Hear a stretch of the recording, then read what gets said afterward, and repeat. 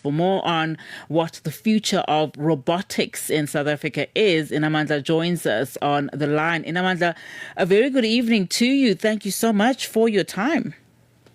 Hi.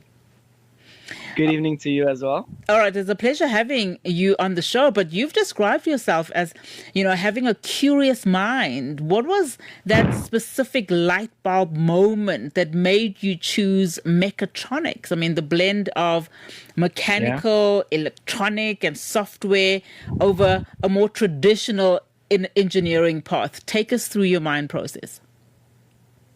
Well, it's a very long story in a way because I've always loved maths and physics. That was honestly my number one thing, and I also have I'm also very passionate for robotics. I love robots. I love Iron Man. You see, so I was like, why don't I just find a course that I can dive into that, and at the same time, I was like, whoa, mechatronics blend between mechanical, electrical, and software, and it makes me so flexible and so versatile.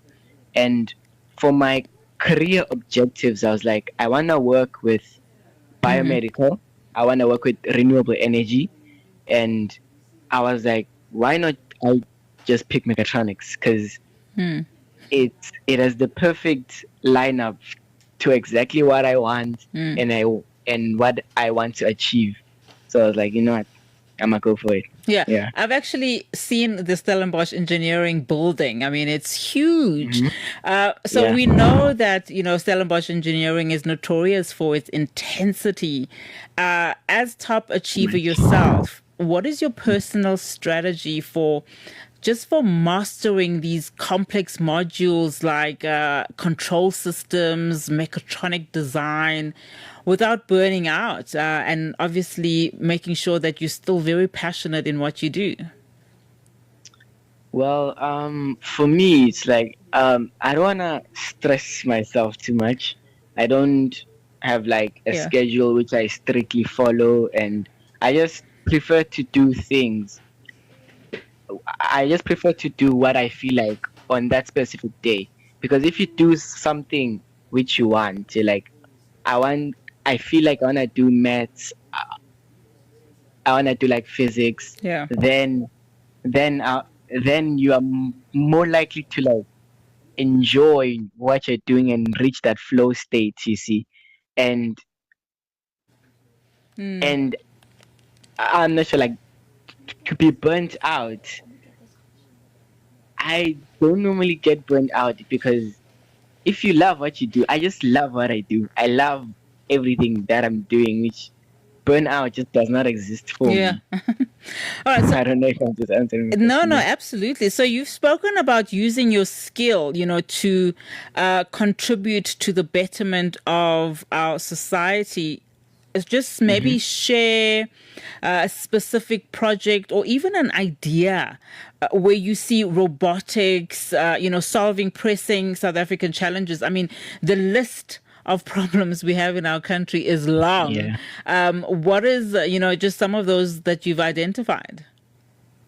Well, for one, it's undoubtedly fossil fuels. We've been using fossil fuels for, I don't know, for the longest of time.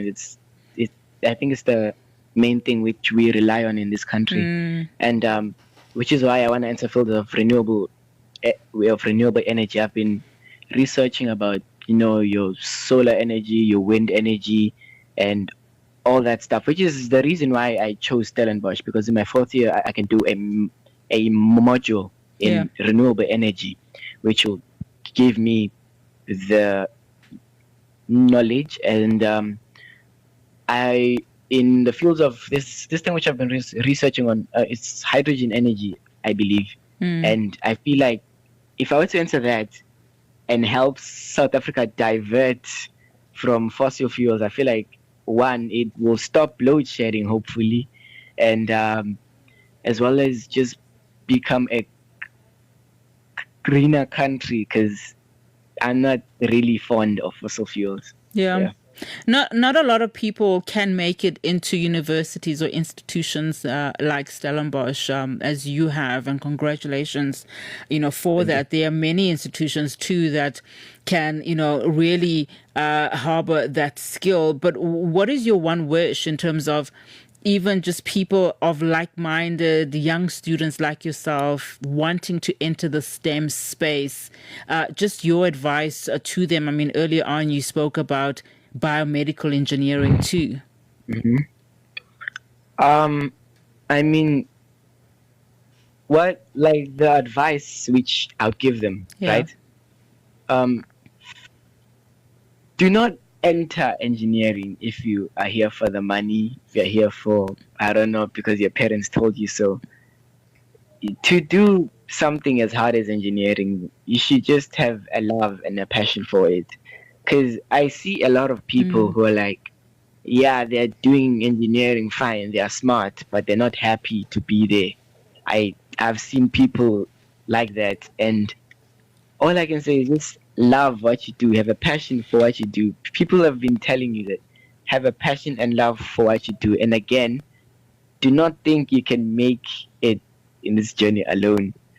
You need support from your peers. You need support from your family. You need support from external or from externals. Like for me, I had external support from Africa Tikkun, which actually is the reason why I'm here as well. Yeah. You need support. Yeah, You know? and I mean, how important? That's my advice. Yeah, how important is that for you? I mean, you've spoken about so many key issues, including, of course, those who find themselves in this space but may not necessarily want to be there. Perhaps they are missing that link. I mean, you speak about mechatronic and you speak about biomedical engineering. I would imagine that even though they're different, somehow you can interconnect, and hopefully you can impact on more research and more innovative ways in which you can use that degree. Do you agree that you can use passion as well as, the research component, the theoretical component to make a living out of this particular sector? That's a hard one actually, because there's some people who have told me like passion doesn't always pay the bills or things like that. Absolutely. So, if ever like it doesn't work out for me, like renewable energy and biomedical, I could enter more research areas. But the other goal is to be manager/CEO. You just climb that corporate ladder in companies based on technologies and such, because once you climb that ladder, you are more open to more opportunities. And once you do that, I guess you can give back in a way. Like my main goal in life is to give back as well. Yeah. So I don't know. Yeah. No, that's perfectly put. Talk to us about your final year project. I think it says Scripsy. What does that entail in terms of, leaning more towards autonomous vehicles, industrial robotics, and just the impact on research? Like for my final year project? Yes. Well, I haven't thought that far because, first year and I'm still struggling with these first year concepts. But for my fourth year, well, from what I've researched about and all that, I'm not entirely sure, actually. I haven't thought of that far yet. No problem. So how have you found first year so far? Have you integrated completely into, the Stelli's way of doing things? I know that the engineering building itself has everything that you need in terms of, just immersing yourself with what's coming out. Well, I have actually been enjoying it. How has it been so far? Well, besides writing, I've been writing tests every single day of the week, which kind of drains me, but I feel like it just prepares you for the pressures of the real world. So I'm carefully adjusting, and something that's a reality check for me. It's like everyone in my class has well, in high school, we all had 80s, we had 90s, we were cruising, we were passing. We come to university, things now change. Suddenly you get 0%, you get 40%, those low marks, something which I honestly was not expecting. I think like for my first test, I had was it like a 40%? But then I was like, nah, this is just a reality check. No, those listen, who don't adjust eventually fall. We are rooting for you because the reason I know so much about it is that my daughter was also studying civil engineering at Stellenbosch University. So I know that most of the first year students are told that you only have one weekend to have fun and the rest is dedicated in your schoolwork. But we're really rooting for you, and we can't wait to see what projects you come up with on your final year. But very quickly, as we wrap up our conversation, Inamandla, any advice that you want to say to grade 12s of 2026 that are listening to you now and want to go a similar route? The grade 12s of 2026. Sometimes in life, things don't always work out. And to tell yourself, for me, I did tell myself I want to do mechatronics. And I came to a point where I was like, let me just apply to just UCT and Stellenbosch. And that is bad because you don't know what God wants for you. And what I would advise you to is just apply to as many universities as you can. Whatever offer you get, please choose the course rather than the university. It's better to do like mechanical engineering adverts than to do something like another lower course in, let's say, UCT. Just go with what you love. Absolutely. And if it doesn't work out, always have a plan B.